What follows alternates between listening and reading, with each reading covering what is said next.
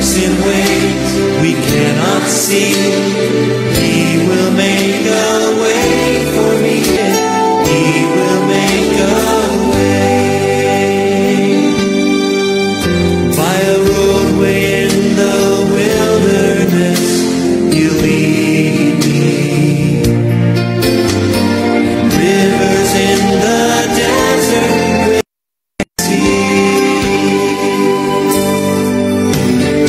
Heaven and earth will fade, but His word will still remain, and He will do something new today. Oh, God will make a way. So ating pag-aaralan sa umagang ito ay tungkol sa paborito nating lahat, no? Tayo po mga Christians, one of our favorite verse, Philippians 4:19. And my God shall supply all of your needs according to His riches in glory by Christ Jesus. Yan po ang aking tuturo sa umagang ito. At marami po tayong matututuhan, lalo na yung mga maharap sa pangangailangan pinansyal.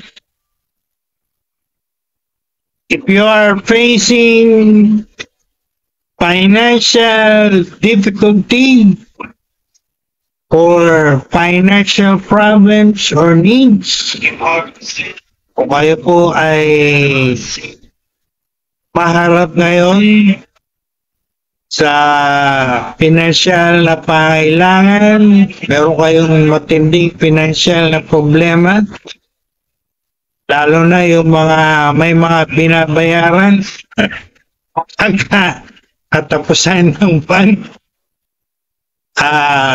meron po tayong napakagandang pag-aaralan about God's supernatural provision for our financial needs. All right? So, again, this is God's servant, your servant, Dr. James Lopez, the Bishop of Jesus Still Heals Worldwide Healing Ministries, President Dean of the Masters Online Seminary, and at present, glory to God, student of Harvard, USA. So, ngayon po umaga, I want everyone to listen carefully.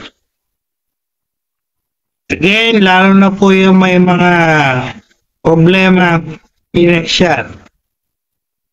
Yung mga nangailangan ng pera.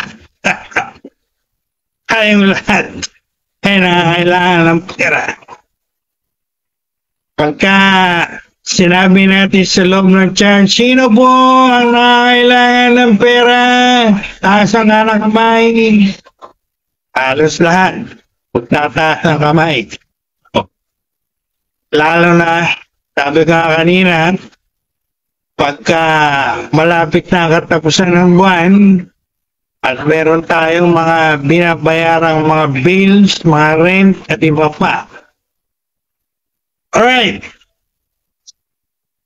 In your life right now, you may be facing serious financial difficulties or difficult financial problems or needs. Yung pong mga businessmen out there, whether you're Christian or not a Christian, You see your business going down, collapsing, or those who receive bank foreclosure notice mula sa inyong mga bangko and warning you to get your home, your house, your car, your motorcycles,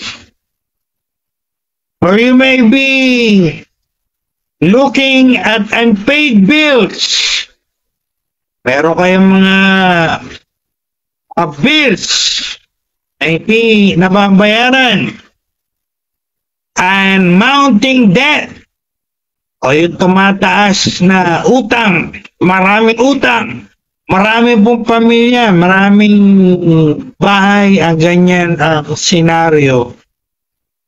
Lalo nga, sabi nila pagka pecha de peligro, alam yan ang mga nagtatrabaho sa inyo, no?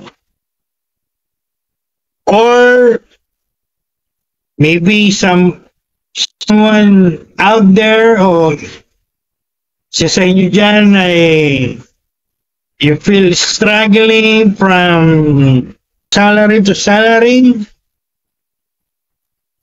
Aring no problema kayo pagdating sa sweldo, ika nga narinig ko pagka sweldo, dadaan lang sa kanyang kamay, wala nang matitira, dami ng bayaran, dami ng gastusin, o maaaring isa kayo sa ganito. Nag-iisip kayo, you're wondering where the money will come from. Isip kayo saan magagaling yung pera para pambayad ng renta, pambayad sa mga bills na inyong kinakaharap tuwing katapusan ng buwan. O yung iba, talagang matindi na. Naranasan mo. Philippians 4:19. As usual, I will read it from the Amplified. And my God shall supply all of our needs according to his riches in glory by Christ Jesus. Bless the reading of his powerful words. Diyos po ang magpapala ng pagbabasa kanyang nagsalita. Maraming Christians ang nakakalam nito, memorize to, kinukot to. At ngayong umaga, marami po tayong matututuhan, malalaman, maunawaan, maliliwanagan patungkol sa verse na to. So again, I want everyone to listen carefully, lalo na po yung may mga problemang financial, maharap sa mga problemang financial as of now, at yung pong pati yung mga Christian, mahilig mag-quote ng verse na ito. So I want all of you out there to listen carefully and understand what you're going to hear this morning. Alright? So, as usual, I will use 3 points, 3 punto po, para i-discuss, expound, ipaliwanag ang verse na to at yung ating pong message sa umagang ito na may title na Faith in God to Provide. Yung meron tayong pananampalataya, naniniwala tayo sa Diyos na magpo-provide, magsusupply ng ating pangailangan. Right? So, let's begin. And again, proclaim victory over defeated Satan. Di po pwedeng manalong demonyong yan. Yan ay talunan! Matagal na talunan! Always under our feet. In the name of the Lord Jesus Christ. Mga kasinungalingan at daya lang yan ni Satanas. He's trying to deceive us. But he himself knows he's a defeated and destroyed enemy. At matagal na siyang talunan at walang panalo ay sa ating mga Kristiyano na sumusunod sa Diyos. So let's go to our 3 points this morning. Kinig po kayo mabuti sapagkat kailangan nating maunawaan, kailangan nating makitang maliwanag, kailangan nating higit sa lahat may apply itong 3 points na to, lalo na pagka humaharap tayo, nakakaranas tayo ng mga financial problema o pangailangan. So, para yung pangako ni Lord sa Philippians 4:19 ay matupad, ma-fulfill sa buhay natin. At talagang makita natin talaga na God supplying, providing all our needs. At hindi lang natin kino-quote yan. Hindi lang natin memorize yan. Kundi pinakamahalaga po totoo yan, no? Real yan, reality yan. Nangyayari yan sa buhay natin. Lalo na pagdating sa ating mga finances, no? Alright. So what is the first step? Para maranasan natin itong pangako ni Lord, itong supernatural o miracle provision na ito ni Lord. Ito pong mga principles na to o mga points na to na i-share ko this morning, I want to set up the expectation of everyone. Ito po ay nakasulat sa Bible. They are written in the Bible. Hindi ko po muna sasabihin kung saan. Pero ito po ay written, no? In the Bible. Later on, I will give you the text. Or if you want, you can message me and ask me, Bishop, where can we find those principles? Where is this written? Where are they written? Alright? Alright. First step. Faith sees beyond the lack. Faith sees beyond the lack. Lack. L-A-C-K. O pangailangan. Tatagalogin po natin to.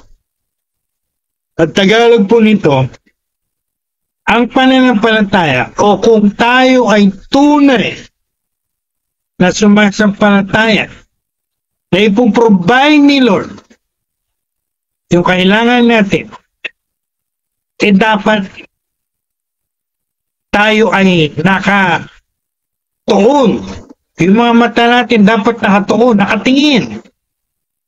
Hindi sa pangailangan natin o sa kakulangan natin, kundi nakatingin tayo sa supernatural realm o ang mga mata natin, ang focus natin sa miracle of financial provision ni Lord.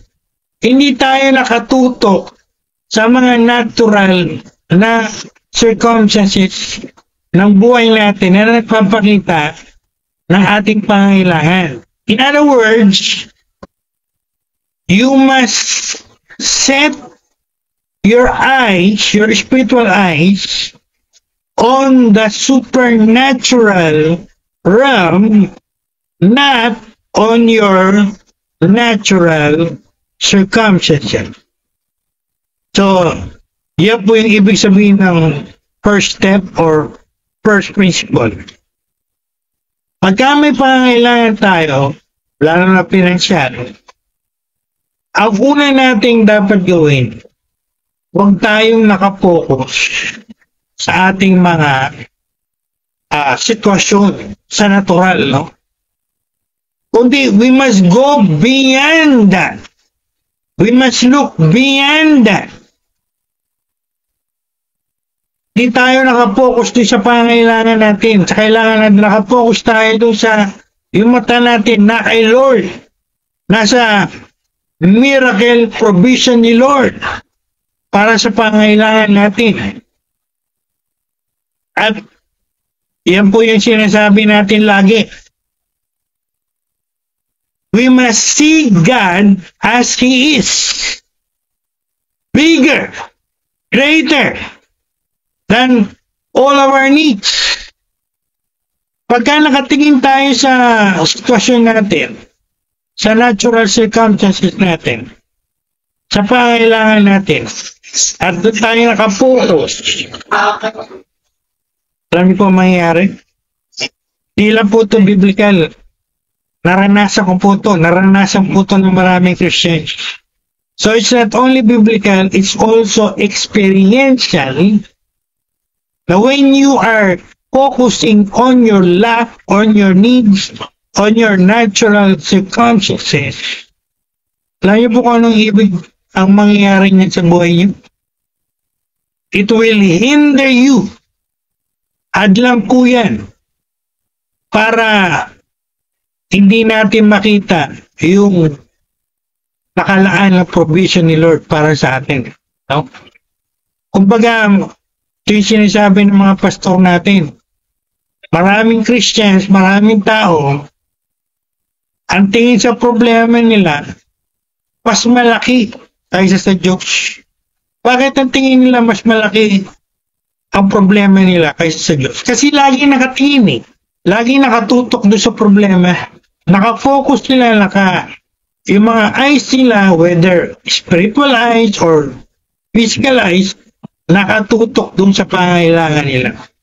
And as they do it, it becomes bigger and bigger and bigger until ang tingin nila, yung pangailangan nila, yung financial problem nila, mas malaki pa kaysa sa Diyos.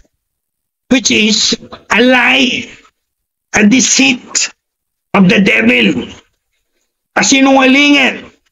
Satanas yan. Nung pong mga nakaraan video ko, lagi niyo pong narinig sa akin yan, litanya na yan, no? Huwag tayong nakatingin, huwag tayong nakatutok sa mga circumstances natin, because those circumstances ay gagamitin ni Satanas yan para i-deceive tayo o para linlangin tayo at para hadlangan tayo para hindi natin matanggap yung miracle provision ni Lord na nilaan niya para sa pangangailangan natin. Again, marami po tao at marami na Christian, ganyan. Pag may pangangailangan pinansyal, nakafocus doon sa natural circumstances nila, and they are not seeing God as bigger than their needs. Instead, they see their need as bigger than God. When in reality and in truth, ang katotohanan po, the truth of the matter, God is bigger, greater than all our needs. Tama mo ba? Pag tayo Christians, yan ang paniniwala natin. Maliban na lang kung hindi kayo Christians. Kagaya kayo ng mga people of the world. Ika nga. People of the world, they are looking on their circumstances. And they don't even look to God. No? Because God is not familiar to them. Mas familiar sila sa mga surroundings sila. But if you're claiming you're a Christian, dapat hindi kayo ganyan, no? Hindi kayo nakapokus sa mga circumstances nyo. Kundi ang inyong mga mata ay nakapokus sa Diyos. And you see God bigger, greater than your need. Ang kata, there's no problem too big that God cannot solve it. Diba? In other words, God is bigger, greater than all of our financial. Sabi nga na aking mentor, for the glory of God, katatapos ko lang po ng course mula sa aking mentor sa United States about miracle living. I took my quiz last night. For the glory of God, I got 98 grade, final grade in my course. So meaning, dalawa lang yung mali ko. I'm saying that for the glory of God. That means, dalawa lang yung na-miss ko. At master ko yung course, no? Yung mga principles. How we can live in a rhythm or in a cycle of miracles. At ito po yun. Isa sa mga sinishare ko ngayon. First step is you see God as He is. Bigger than your need. And you take your hand, you take your eyes off your circumstances. Alisin natin yung mga mata natin sa mga nakikita natin, no? Huwag tayo nakapokus dyan. Again, pag nakapokus kayo dyan, darating kayo sa punto ng buhay nyo na ang tingin nyo, mas malaki na yan sa Diyos, no? Gaya nga ng sinabi ko po ng mga video ko in the past days, tinuturuan tayo ni Lord. Actually, personally, that is God's personal dealing with me. At kaya po yun yung aking sinasabi lagi sa aking mga video. Huwag tayo nag-focus sa mga circumstances natin, no? Sapagkat yan po ay maaring gawa ni Satanas, maaring gamitin ni Satanas para hadlangan tayo, lukuhin tayo. Sabi ko nga na makaraan, wala pong nakalagay sa Bible, but you look on your circumstances. It always says, looking unto the Lord. Sapagkat when we look on the Lord, that's the best thing we can do. I'm not saying you deny the situation. Matagal ko po na po naituro yan. Doesn't mean you're denying the reality. Hindi po yan ang ibig sabihin nun. Ang ibig lang sabihin nun, you're not focusing on the situation. But your focus is on God and His miracle for you to meet that need. Right? Now, nakasulat po ba yun sa Bible, yung principle na yan? Yes. From the Old Testament to the New Testament, nakasulat po yan. Kanina na pinigay ko yung New Testament verse sa Book of Hebrews. Sa Old Testament, nakasulat din po yan. I'm going to share to you the story of the prophet Elisha. Puro naman, narinig nyo na yung buhay ni prophet Elisha. Yung pumalit kay prophet Elijah. Successor ni prophet Elisha. At si prophet Elisha, meron po siyang alipin or servant. At isang araw, ay pinalibutan sila ng mga kaaway ng bansang Israel They were surrounded by the armies of Syria. Napakarami pong sundalo ang pinadala ng king ng Syria. Ito ay mabasa niyo sa 2 Kings chapter 6. At nung nagising yung servant niya, kinamagaan, nakita niya surrounded sila ng Syrian army.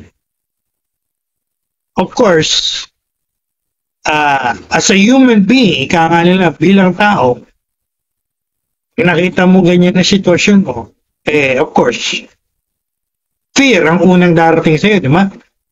Kaya sabi po doon takot na takot yung kanyang servant. Sabi ng servant niya kay Prophet Elisha, "Alas, Master, we're surrounded." See? Alam niyo po kung ano lesson dito? Yung servant niya nakatingin sa natural circumstances, and because of that, naloko siya, na-deceive siya ni Satanas. Akala niya, surrounded siya at si Prophet Elisha. Kasi nakatingin siya sa natural no? He's not looking beyond the natural. Yung ating pong first principle.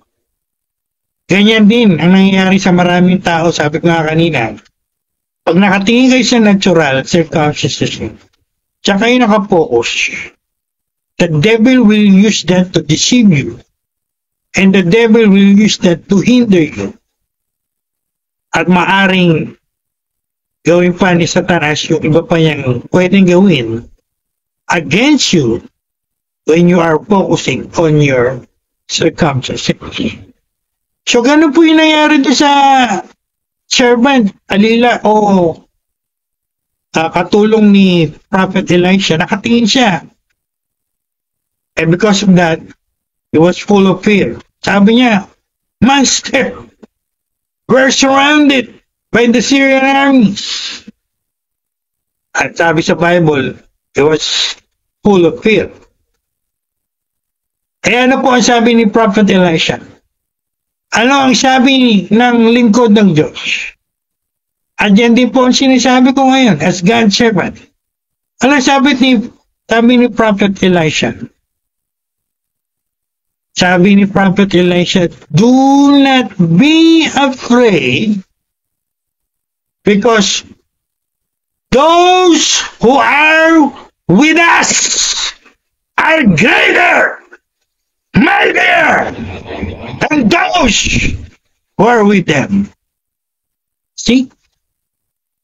And the Prophet Elisha prayed to the Lord, and he said to the Lord, "Lord, open the eyes of my servant." Sapagkat yung servant niya nakatingin sa natural sa circumstances. He's not looking past beyond the natural circumstances. At alam niyo po nangyari? When God opened the spiritual eyes of his servant, you know what he saw?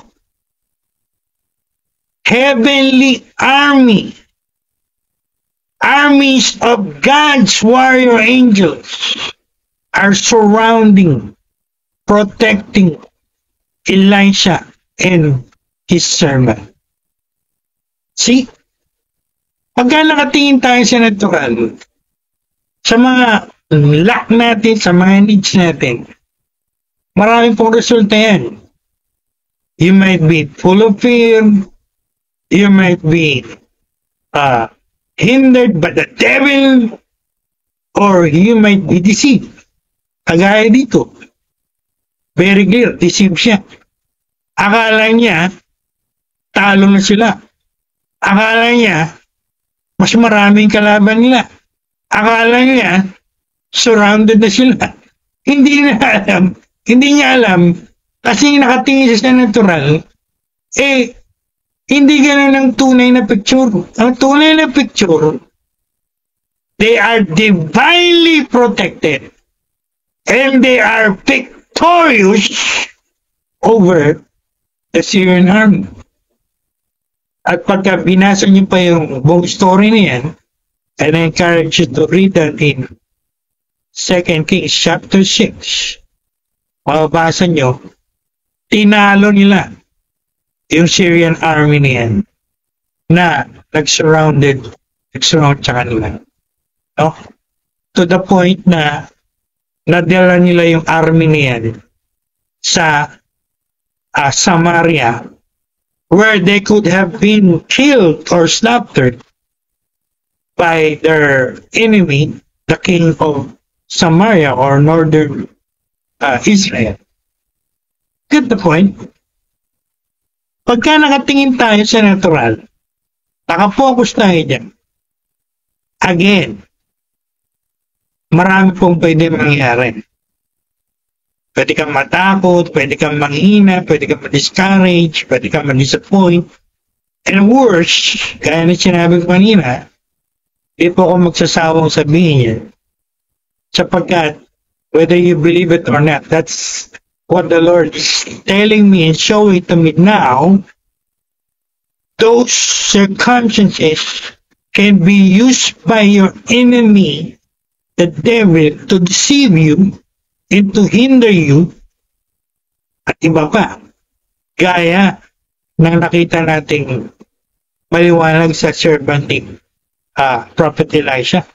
Samantalang nung binuksan ni Lord yung spiritual eyes niya, and he was able to look beyond the natural into the spirit world, ang nakita niya,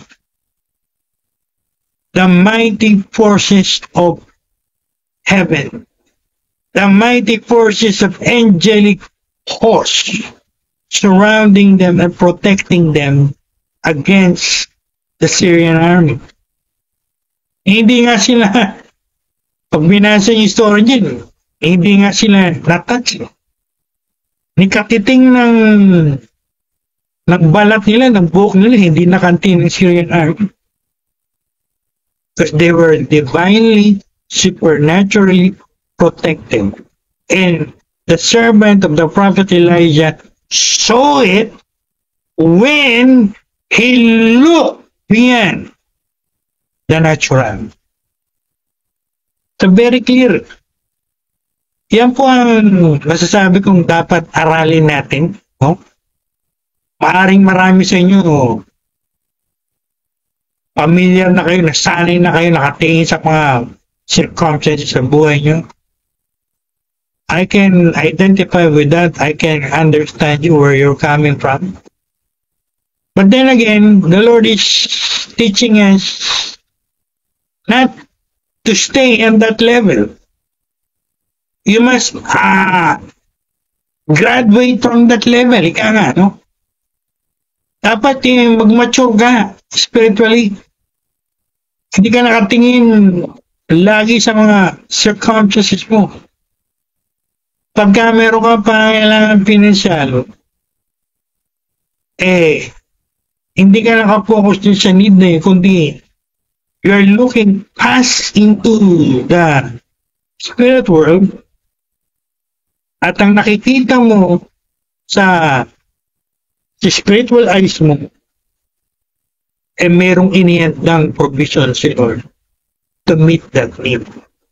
Hindi yung tama nila, sabi nila, patay silang bata sila. Wala na silang pera. Wala na silang pambayad ng kailang mga babayaran.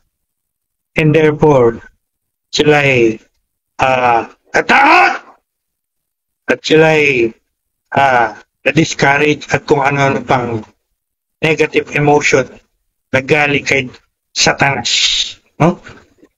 So, again, faith does not deny the reality. I'm not saying you deny the reality. Hindi po denial lang. Hindi yung pagdi-deny ng reality ang tinuturo natin dito. No? Hindi po ibig sabihin na when you go beyond the circumstances and you're denying the natural circumstances.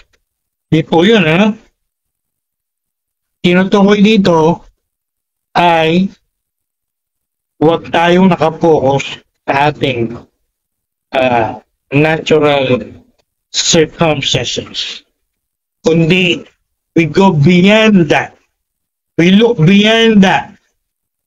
At hindi tayo kagaya ang mga foolish, moron, people of the world na nakapokus lang sa kanilang mga spiritual o kanilang mga natural circumstances. Ang problema dyan, kung sinasabi natin Christians tayo, tapos kagaya lang din tayo ng mga unbeliever na yan, na iniklaim Christian siya, pero nakapokus sa mga sitwasyon sa buhay niya at hindi nakapokus siya! Hindi nakapokus sa provision or miracle ni Lord para sa kanya. No? So that's the first step. That's the first principle. To be away. Faith shifts your eyes from the problem to the solution. From your needs to God's supernatural provisions. So, ang take-home lesson natin, unang take-home lesson natin, first lesson, whenever you face financial problems, yung tayong nakapokus sa sitwasyon ngayon, sa kailangan natin eh.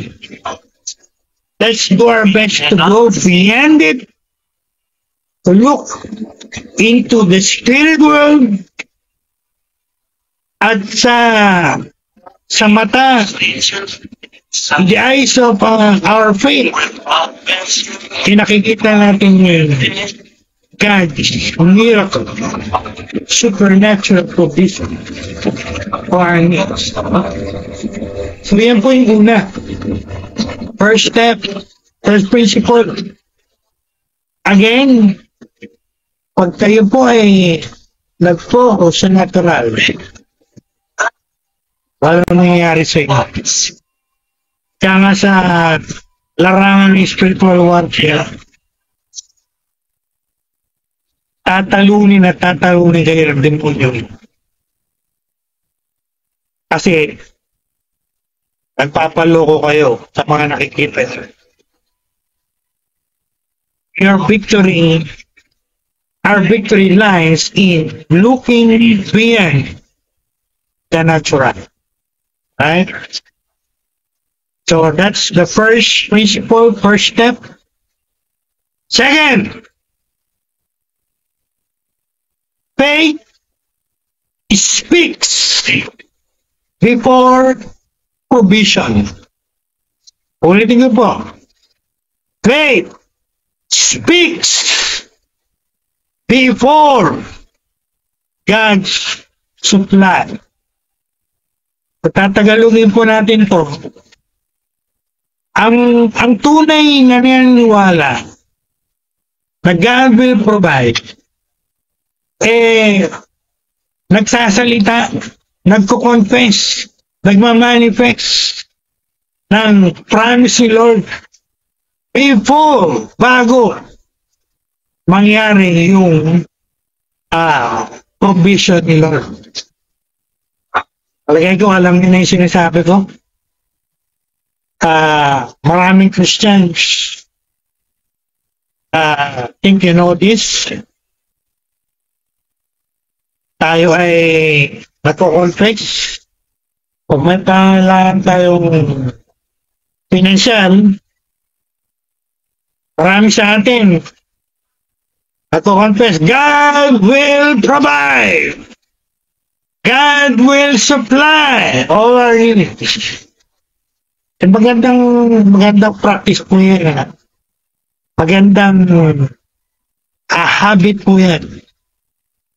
And I will encourage this morning Lahat tayo na nakakaranas o makakaranas ng financial need, isa yan sa mga dapat ginagawa natin. Before we see or experience God's supernatural provision. Yung matuto tayong mag-confess ng promise ni Lord. Again, sa Old Testament, God will provide. Sa New Testament, God will supply all our needs according to His riches and glory by Christ Jesus. So, I want everyone to put that deep in your spirit. Gawin nating practice yan. Gawin nating habit yan. Lalo na pagka umarap tayo sa ating mga problema financial. No? Hindi yung tinuro ko na po ito na nakaraan. May pangailangan tayo. Bis na promise ni Lord ng confess natin o salitain natin. Lumalabas ang bibig natin, puro negative. Puro negative. Negative confession, negative words. Oh, wala ka na ng pera.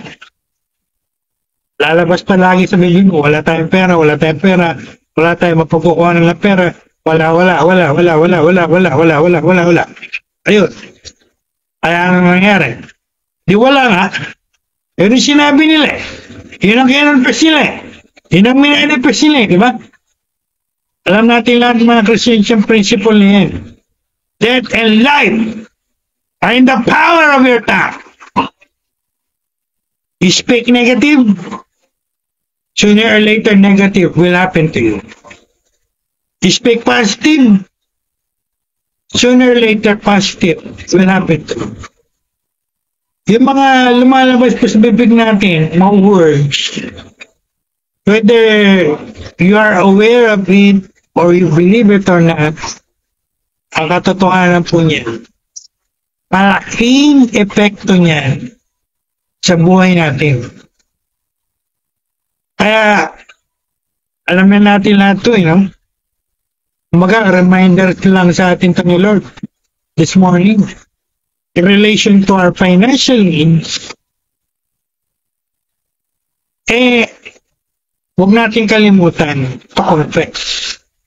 Whether you say it silently, when you are alone with God, or whether you say it audibly, ang mahalaga, you're confessing it out. O diba, meron tayong ginawang video, manifesting. Alam ng mga tao sa mundo yan. Even the people of the world manifest it by saying it, by confessing it, by declaring it. And may mga marinig tayong testimony. Ako narinig ko to sa isang artista. Kamamanifest niya raw eh. Nangyari sa buhay niya. Kasi ano yan ha? Hindi po yan Christian. Samantalang maraming nagkiklaim Christian sila, pagdating sa confession, wala. So, we must practice it. We must do it. Alright? Lalo na pagka marating tayo sa punto na meron tayo mga financial needs sa ating buhay Christian. Right? Ano po ang magandang example nito? Magandang example nito si Father Abraham. Alam niyo ba, ginawa to ni Father Abraham? Confessing, saying God's promise. Alala niyo po, nung siya ay sinubok ni Lord, handog ang kanyang isa-isang anak. Nung papunta na sila sa sa Mount Moriah. Oh. Ang sabi ng anak niya, sabi ni Isaac, Papa, Father, andito yung wood, nandito yung fire, where's the sacrifice? Oh. Kung alam niyo yung Bible niyo, ano sabi ni Father Abraham? Sabi niya, son, anak, God will provide the lamb for the sacrifice. Yan po natin kinuha. Yan po yung origin ng confession, God will provide, just in case you do not know. At dyan po unang ginamit yung Hebrew name of God na Jehovah Jireh in Mount Moriah in connection with Abraham's confession that God will provide the animal to be sacrificed. Okay? So, again, mahalaga po yung confession. So, anong kailangan natin gawin? Ano pa nga ba kailangan natin gawin? Hindi mag-confess. No? Natutuwa tayo sa mga Christians na nakikitaan natin ng ganyan, no? They're confessing, proclaiming, manifesting, saying, God will provide. Or Philippians 4:19, God will supply all my needs. Before I leave this point or end this point, let me ask you, ano po ang mas magandang i-confess? God will provide, God will supply, o sabihin nyo, wala tayong pera, wala tayong pera, wala. Which is the best, the better? Di po ba yung positive? God will provide, God will supply. Then you keep saying, you keep confessing, and you keep saying, speaking negative words of lack. Again, nililinaw ko po,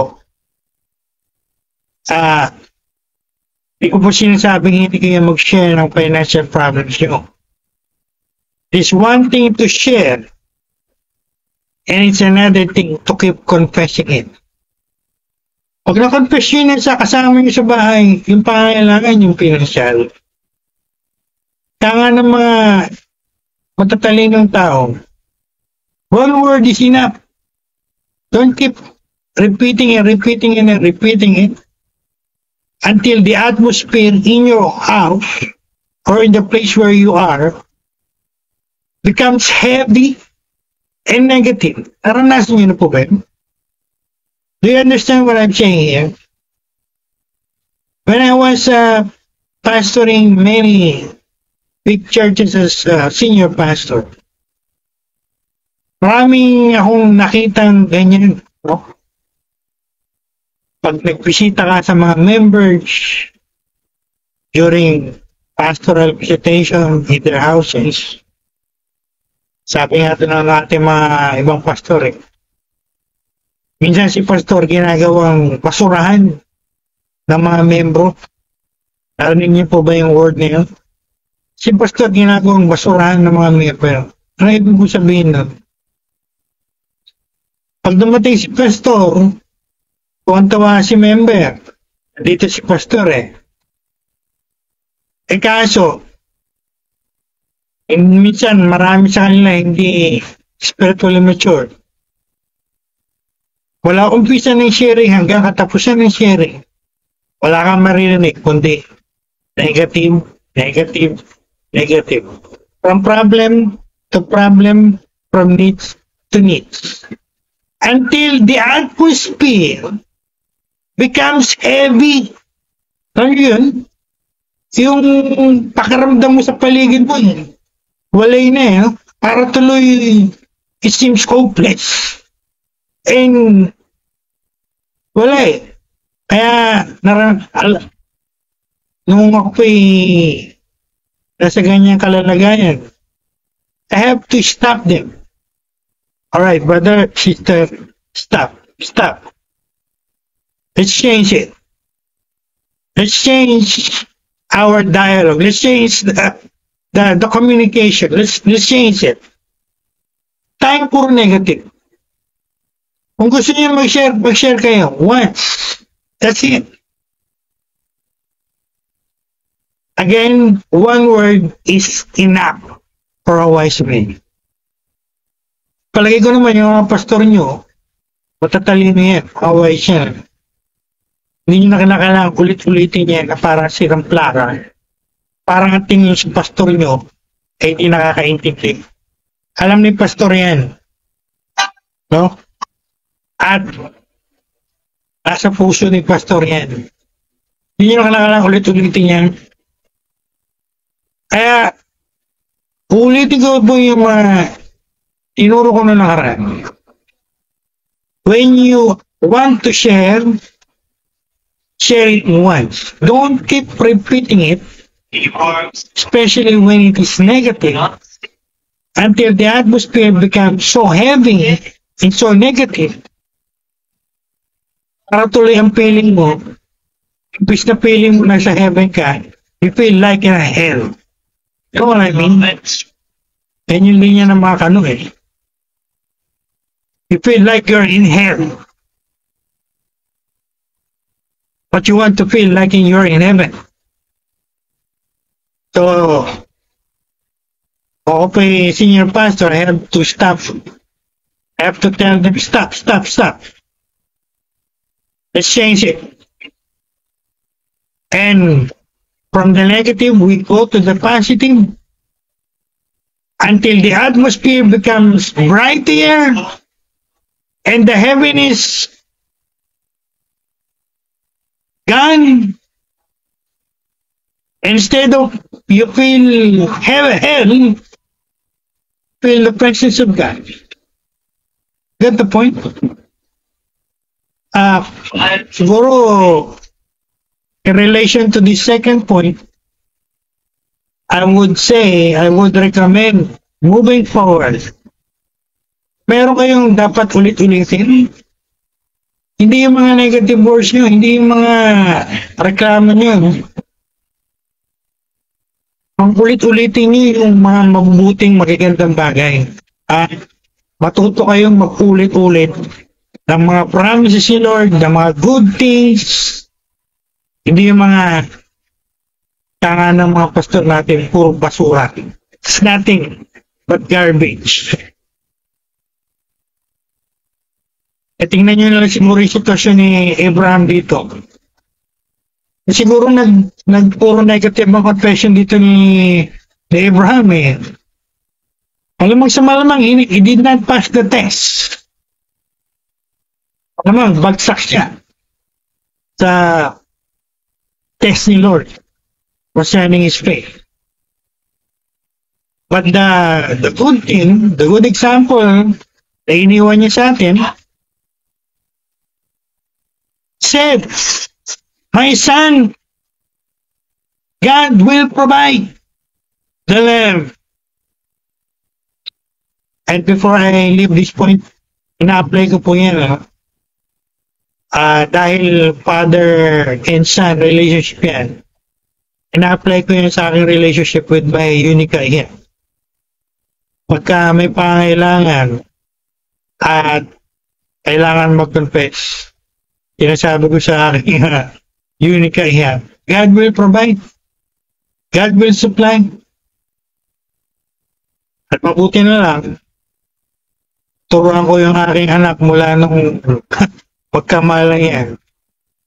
Mula nung araw na dinitikid ko yan hanggang nag-celebrate na kanyang birthday last August 13. Eh, marami siyang natutuhan sa kanyang papa. Kaya pagka sinasabi ko yung God will provide, God will supply. Hindi na magkasalita kung ano-ano pa yan. Sasabihin niya lang yes, Papa. Amen. That's it. Hindi yung parang kahit sirap plaka pa ulit-ulit kayo. No? Again, palagay ko kung meron tayong dapat ulit-ulitin sa buhay natin, I would recommend this morning moving forward, promises of God. Especially when we are facing financial problems. And don't throw a lot of garbage repeatedly. Right? So, again, that's the second principle. Do not forget. Like Abraham, like the prophet Elisha, we are required, gagamitin ko na po yung salitang required. I-require tayo ni Lord na ano, mag-complain na mag-complain at magsasalita ng mga negative at negative. No! What the Lord is requiring us and teaching us is we speak, we declare, we confess repeatedly His promises concerning our lives. Diba? I would rather do that than listen or speak a lot of garbage words. O yan po ang dapat nyo rin matutuhan. Kanina ginamit ko po minensyon ko si Prophet Elisha. Alam niyo ba si Prophet Elisha? Doon nagkaroon sila ng problema sa 2 Kings chapter 7. Yan po yung mga story sa Old Testament na minamaster ni Bishop Love. Pinag-aaralan ko talaga mabuti. Even the smallest detail, pinag-aaralan ko, pinimeditate ko, pinaponder ko, and I'm trying to do a contextual theology out of it. When the city where they were was surrounded by the Syrian army, and sa sobra pong hirap ng sitwasyon, alam niyo po ba kung nangyari? Dito yung mababasa sa Bible na merong nangyaring cannibalism. Alam niyo ba yung cannibalism? Yung alaman ng tao, inain nila sa sobrang hirap ng sitwasyon na kinubkob sila ng Syrian army na yung food supply nila, of course, cut off yan. Kasi maubusan sila ng pagkain. And the famine was so severe that the people of the Israelites in the northern kingdom resorted to cannibalism. Kung tatanungin niyo, Bishop, meron po ba cannibalism talaga? Well, I should say yes. Even the Bible says it in the Old Testament. Marami nang tatanong sa akin minsan ganyan eh. Bishop, do you believe in witchcraft? I say yes. I don't believe in the power of witchcraft because it is under my feet at hindi ako tinatablan ng mga pwersa ng kadiliman na yan and protected by the blood of Jesus. I believe in it. I mean, I believe it exists, but I don't believe in the power of it. Alright, maliwanag po ba yun? Is cannibalism. Kaya kung tatanungin niyo ako, meron po ba talagang cannibalism? Meron po bang cannibalism na nangyayari daw sa Africa? I think so. I believe so. Because even the Bible speaks it in the Old Testament, in 2 Kings chapter 7. Sa tindi ng pangyayari sa city of Samaria in northern Israel, wala na silang makain. Sabi ng istorya, yung meron daw dalawang nanay, nag-agree yung dalawang nanay na isa-isang araw na to, ang kakainin nila yung anak ng isang nanay. See? At kinabukasan, nakakainin nila yung isang anak ng isang babae. See? How tragic, how horrible was their situation that they resorted to cannibalism. And to tell you frankly, it's from the Old Testament, it's from the Bible, it's from the nation of Israel, from the Jewish race. And I'm sure marami pong istorya ganyan.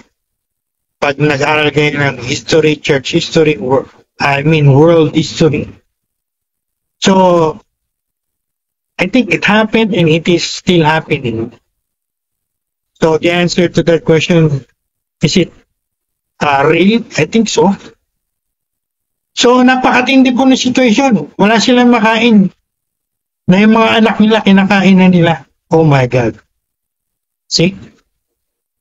And, sa tindi ng pamain o ng need nila,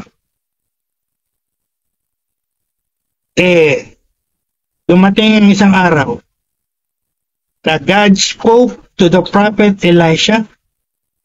Rinig po kayo mabuti. I'm driving home a very important point. Prophet Isaiah, Elisha said, "Thus saith the Lord." That means God spoke to him. God gave him a word. God gave him a promise to deal with the need. And what it was. What was the word of God? What was the promise of the Lord? In the face of that very horrible situation that they resorted even to cannibalism just to survive. Oh, ano sinabi ni Prophet Elisha? Sabi ba ni Prophet Elisha, oh sige, magreklamo kayo na magreklamo, mag-complain kayo na mag-complain. Na puro kinakain nyo na yung mga anak nyo sa sobrang tindi na sitwasyon natin. Sige, yan ang pagsasabihin nyo, pag lumabas sa bibig nyo. Diba sinabi niya? No, he said, hear the word of the Lord. Thus saith the Lord. Tomorrow, about this time, flour and barley, in other words, food, will be at the gate of Samaria. See? Sa harap ng matinding sitwasyon sa buhay nilang lahat, apektado po pati yung servant ni Lord, pati yung prophet. Pero sa tindi na sitwasyon nila, na kinakain na nila yung mga anak nila, palagi ko naman sa inyo, wala pa kasi siguro sa inyo nakaranas sa katinding financial o need, di ba? Itong illustration na binibigay ko, true to life po ito. Sa Bible ito. Pag sinabi sa Bible, true to life. Christian ka, you believe it's true, right? Oh, sa tindi ng sitwasyon, buong tapang na ipinahayag ng lingkod ng Diyos. Tomorrow, about this time, kinabukasan, sa ganitong words, there shall be flour and barley. Pag sinabing pong flour, alam natin niya, harina. No? At pagka gutom na gutom ka na, no? At kinakain na nila yung mga anak nila, can you imagine, makarinig sila ng ganyang promise? Bukas, magkakaroon na ng harina, magkakaroon na ng barley. Pag sinabing barley, it has something to do with bread, right? Oh, can you imagine yung mga tao ito? Gutom na gutom. Very hungry. To the point they're eating their own flesh. And here comes God's servant giving them the promise of God.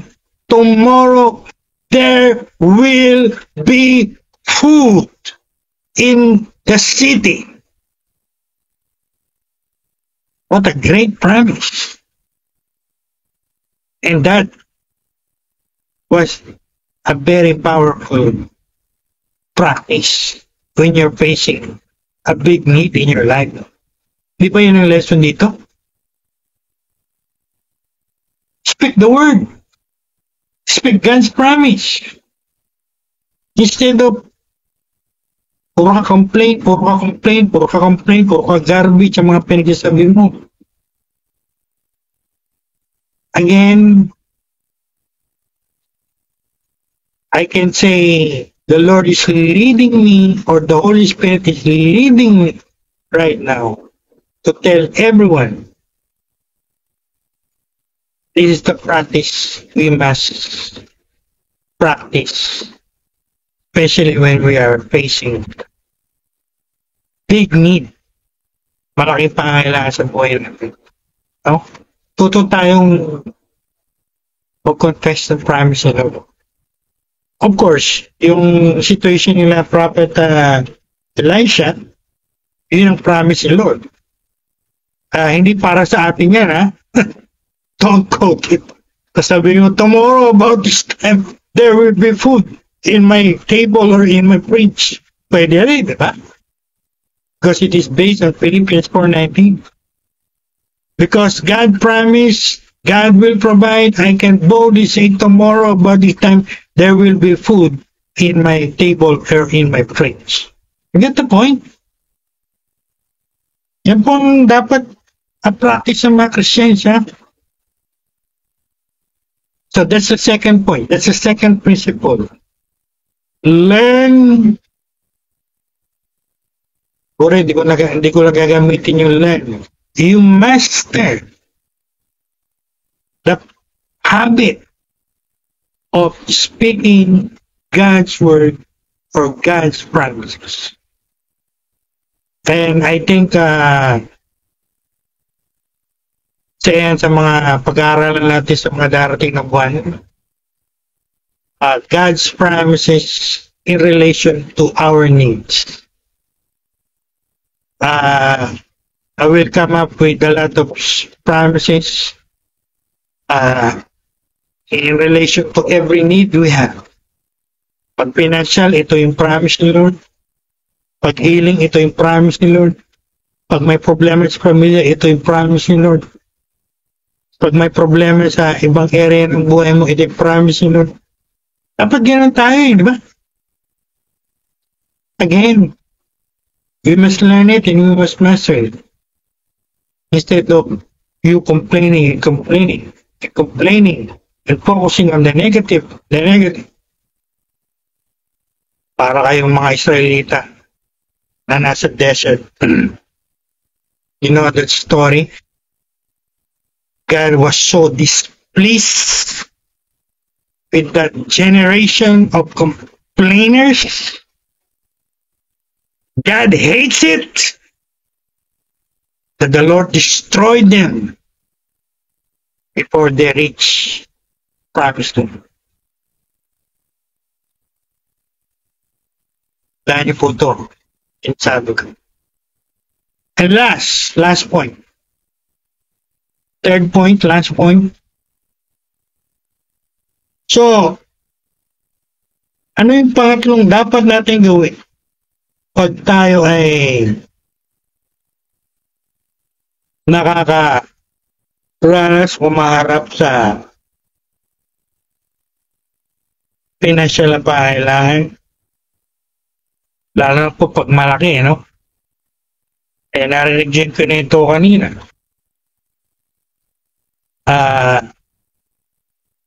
When the Lord showed that to me, it really strikes me. Oh. Pangayon ng movie ng Holy Spirit sa buhay ni Bishop Lopez, lalo po pag ako'y nag-aaral ng Word of God, I feel inside of it. Feeling ko nandun ako sa binabasa ko. That's kaya ako nare-relate to in this powerful way. Kaya pagbabasa po ng Bible, hindi yung nagbabasa kayo ng comics. Aralin nyo na ang Holy Spirit kumilos sa inyo pag nagbasa kayo ng Bible. Plus, faith acts on what you have by giving and trust God to multiply. So, lagi na rin natin itong naririnig kay Bishop Lopez. Lagi ko na rin itong inuulit-ulit. Siguro binigyan ako ni Lord ng katangian na hindi magsawang magpaulit-ulit, no? At sa araw na nabasa ko rin sa Bible niya, practice din pala ni Paul yan. At maging ni Peter. So it is biblical. Also Paul said, I will not be weary in telling you this and this and this again and again. Also Peter said, before I die, I will steer your memory. In other words, I will keep reminding you. See? God's servant, God's great servant, keep repeating. Di po kami magsasawa pagturo nito as the Lord is leading us. Kaya kung nagsasawa kayo, saminin niyo yung mga sarili niyo. Saminin niyo mabuti sa sarili niyo kung nakikita niyo nagsasawa na kayo sa pakikinig ng Word of God. It's dangerous, I think. Ayoko na makakarinig ng sino man sa ito na nagsasabi, Bishop, sawa na po akong makinig ng ganyang salita ng Diyos. Siya lang ang sasabihin sa inyo. Mag-examine kayo ng sarili niyo. Kung na kailangan niyo mag-fasting kayo. Kung na kailangan niyo umiyak kay Lord, umiyak kayo. Baka palayo na kayo kay Lord. Baka nakakagawa na sa inyo si Satanas, hindi niyo paalap. Dahil lumalabas sa bibig niyo, o kahit hindi sa bibig eh. Baka nakikita yan sa body language niyo. Sawa na kayong makinig. Salamat sa sabi ko, you better repent. It's dangerous. So, alam natin lahat, faith is an act. Nakala ko tuloy yung message ko last Sunday. The completed faith. When was the faith of Abraham completed? When he spoke it? Or when he acted it? With his words of obedience? O alam mo po yung sagot kung kayo nakikinig mabuti. Completed through action. Kaya lagi natin sinasabi, faith is an act. You have to act on what you believe. Now, pagdating po sa provision ni Lord, ano pong dapat nating i-acto? Dapat ba nating i-acto? Takot tayo, worry tayo, etc. O dapat nating i-acto yung kagaya ng mga naririnig nating testimony. They so believe God will provide that they arrange the table and put the pinggans and the tinidors kahit wala pang pagkain. They're acting their faith. They believe God will provide. And so, kahit wala pa, inahanda na nila yung lamesa nila, yung pinggan nila, yung plato nila, yung baso nila. Maraming testimony ganyan. It might be ridiculous, katawa-tawa sa iba, or it might be crazy to people of the world. Aring sabihin ng mga tao sa salibutan sira ulo yung mga ito. Naghahanda ng pagkain, wala namang pagkain. Diba? Pagka tayo Christian, alam na po natin yan, ano? Sabi nga ni Apostle Paul, the preaching of the gospel is foolishness to those who are lost. Yan ang expect yung mga people of the world to agree with you or to to understand you, lalo na pag you're acting your faith, no? Hindi nila naintindihan yan because they're not living by faith, they're living by their senses. They are empirical people. They go by the science, by their senses. Not many of them are empirical by senses, or many of them are philosophical. They go by their reasoning, but they don't go by faith or living by faith. Tayo lang ang gumagawa niya, mga Christian. Kaya, dapat naiintindihan natin. No? Alright, meron pa ako isang testimony na narinig. Ako po ay nasa Cubao, Quezon City. At ako po ay laging naimbitahan sa tawag nila Christian Billionaires Club. Christian Billionaires Club. Kasi mga teaching po doon puro prosperity, you know?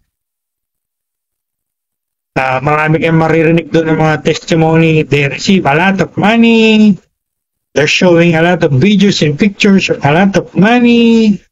And meron ako sa narinig na testimony. He was praying for a brand new car. So naka-focus po ng aking attention, nakakuha ng aking attention.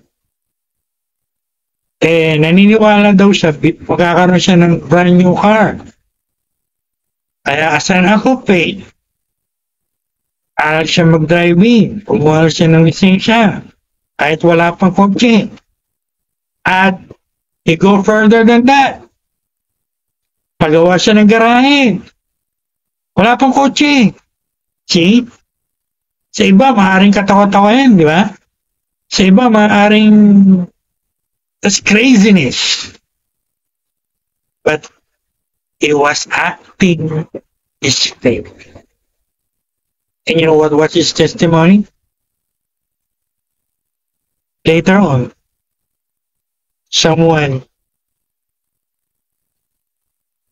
ang tao, inipon ni Lord and gave him the car. It was believable. See? That's an act of faith. That's how you release your faith. That's how you complete your faith. Dapat, again, hindi natin lang inaaral ito, minamaster natin. At pagdating sa pera, kagaya ng sinabi ko, naghahanda kayo ng lamesa nyo. Because you believe God will provide. O naghahanda kayo ng garahe, naghahanda kayo ng essence nyo. Because you believe God will give you a vehicle. Meron din ako nabasang isang testimony. Mag-asawa. They're praying for a baby. Doctors told them negatively. But they kept on believing. Even to the point they acted their faith. Yung babae, bumili ng crib. Nagpagawa ng nursery. Etc. Kahit wala pa yung baby. Kahit hindi pa nabubuntis. You got the point? They are acting their faith before the visible manifestation of the miracle that they're believing God for. Again, tayo lang po mga tunay na Christians ang nakakaintindi at makagagawa niya. Now, before I end, pagdating po sa financial need, how you gonna act your faith? Of course, finances to. Pinag-usapan dito pera. Nung ito po yung ginagawa ko ng message, I was thinking and communion with the Lord, what will be the action?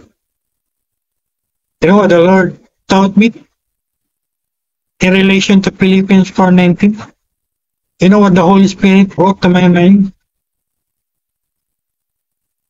Katapos lang po natin ng pneumatology last Wednesday.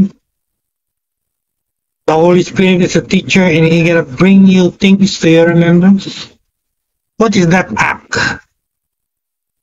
Isn't it giving? The act of giving?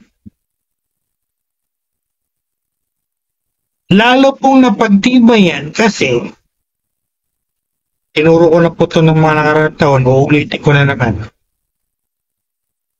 Maraming Christians, malapit na po ako matapos pa ko na ito. Maraming Christians, they love to quote Philippians 4:19. I want every Christian out there to listen very carefully.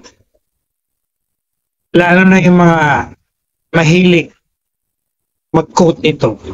I'm not criticizing you, of course not. But I want to tell you something. Philippians 4:19 was written by the Apostle Paul to the church in Philippi. You know what inspired him? What caused him to write it? That promise. Why don't you read the context? Ano ba ang context ng verse 19? Di ba?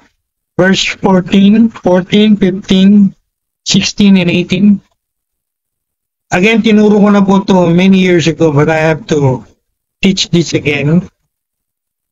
Because we're talking about financial problems and one act of faith we must do to meet that financial need is giving.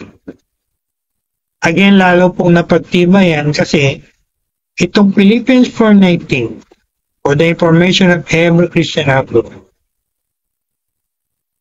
Yan po'y sinulat ni Paul after he wrote verse 14 and 18. The context, of course.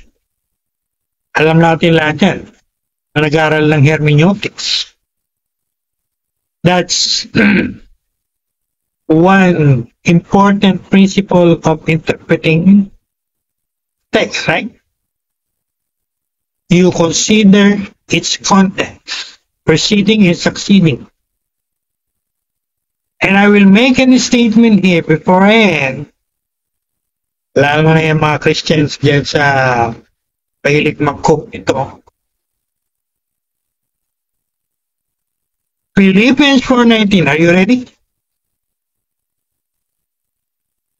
Philippians 4:19 is a conditional promise. Pag tinanong niyo ang mga Bible scholars natin, anong ibig sabihin ng conditional promise? Ibig sabihin po ng conditional promise, that promise of God will be fulfilled in your life if, kaya nga may conditioning, if you meet or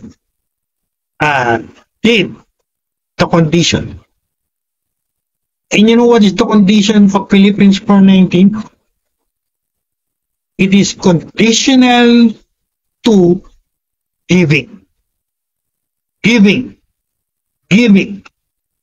Meaning, what are you trying to say, Bishop Lopez?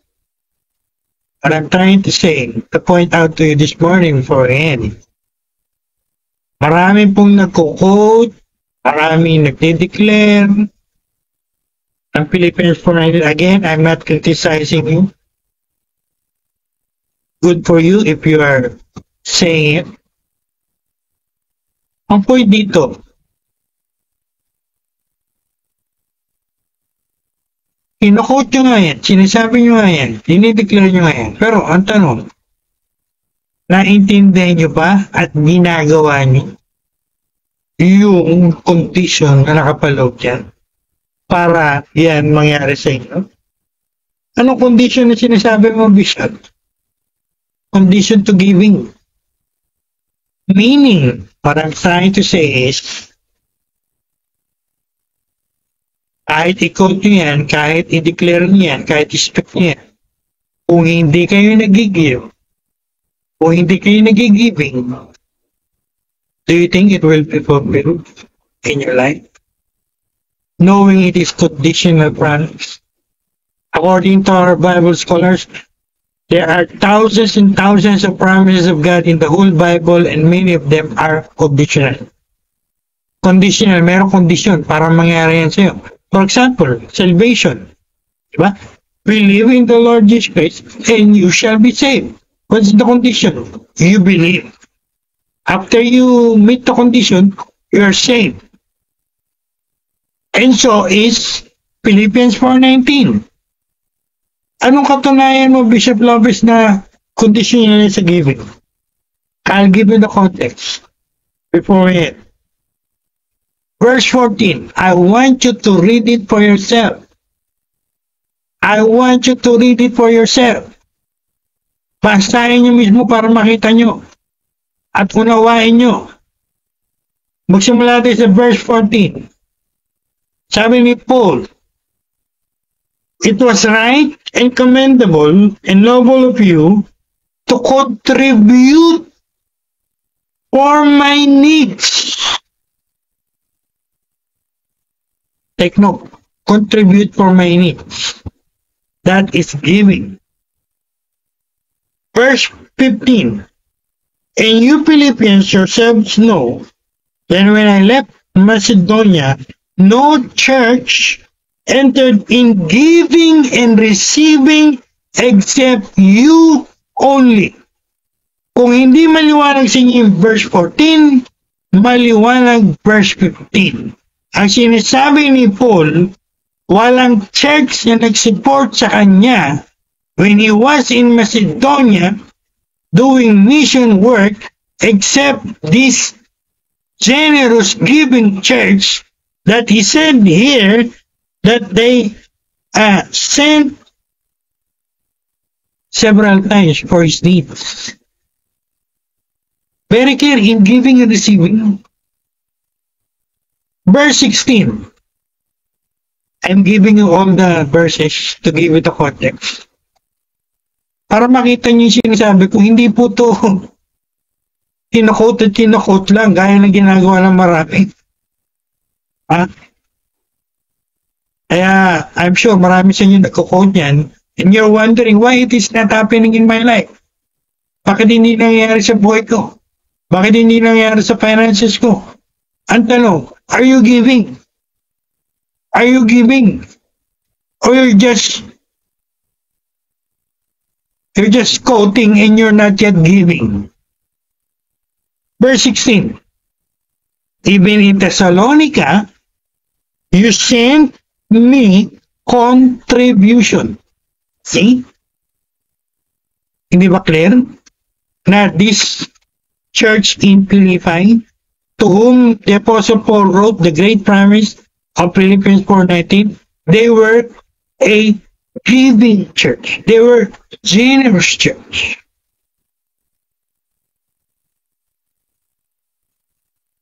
And verse 18, last verse, to prove to you my point, my argument. Verse 18, I have your full payment and more. I was reading from the Amplified. I have every need. Bakit daw? Why? Because I have received from Epaphroditus. Si Epaphroditus po ay member ng Philippian Church. I have received from you through Epaphroditus the gifts coming from you. See? And then in verse 19, he wrote, and my God shall supply all your needs. Nakita niyo po ba? Is the Holy Spirit illuminating your spiritual eyes to correctly interpret Philippians 4:19? Ang dami po verses na binigay ko mula 14 to 18. Basahin nyo again, basahin nyo sa sarili nyo, pag-aralan. Bago nyo sabihin yung 19, Marami siya sinulat sa 14 to 18. Ang sinasabi niya, in essence, what he was saying is, because you gave for my needs, my God will supply your everything. It boils down to giving and receiving. In short, one powerful key or action pwede natin gawin para matugunan yung mga financial needs natin is to give. To give our finances. You might ask, kanino po namin ibibigay? Oh, babalik ko yung tanong sa inyo. Sino ba ang binigyan ng Philippine Church? Dito. Binigay ba nila sa pastor nila? Binigay ba nila sa apostol? Binigay ba nila kung kani-kanino? Hindi. Ay Apostle Paul nila binigay. So the Apostle Paul, who was in need, during his need, sa pangailangan, the Apostle Paul. So, if we are going to conceptualize a teaching out of this, we can say Philippians 4:19 is conditional to giving your financial support to God's servant who have needs. Tanungin niyo yung sarili niyo bago tayo magtapos. Nagbibigay ba ako? Nagbibigay ba ako sa mga lingkod ni Lord na nangangailangan? O quote lang ako lang. Oh my God will supply all my needs. I'm sure many Christians out there are guilty of that thing. You're doing nothing, just claiming it, and you're wondering why it is not happening in your life. Now you know the reason. Paring malamang sa malamang, puro lang kayo quote, hindi naman kayo nagigig. Tandaan po natin yung principle dito ng Bible. Again, I'm challenging you, read it for yourself, understand it for yourself, study it for yourself. Huwag niyo lang basahin yung 19. Basahin yung context, 14 to 18. Ang nagtuturo po sa inyo ay may doctorate degree sa biblical studies. Inaral po namin mabuti yan bago kami magkaroon ng doctorate. Every verse, even every word, oh my God, mayroon na lang magsalita. Kung hindi yan tinuturo ng mga pastor nyo, mga ministro nyo, I challenge you, do it yourself. So, what's the lesson? That's the third lesson.